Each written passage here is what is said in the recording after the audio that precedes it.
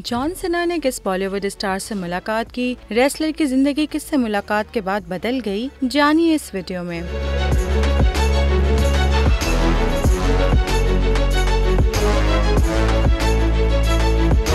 WWE champion और Hollywood अदाकार John Cena का कहना है कि अनंत अंबानी की शादी में सुपरस्टार शाहरुख खान से मुलाकात ने मेरी जिंदगी बदल डाली। जॉन सीना ने शाहरुख खान से मुलाकात से मुतालिक कहा कि जब वो आलमी आइकॉन से मिले तो मुकम्मल तौर पर स्टार स्ट्रक थे। बॉलीवुड अदाकार ने कहा कि शाहरुख खान की बातों से मैंने जो कुछ भी सीखा है उसे मैं अपनी जिंदगी में इस्तेमाल करने की कोशिश करूंगा और सख्त मेहनत करके बहुत कुछ हासिल करूंगा। जॉन सीना ने कहा, ये एक लाजवाब और यादगार मुलाकात थी। उनसे मुलाकात करना, हाथ मिलाना बिलाशुबा मेरे लिए एक जज्बाती लम्हा था।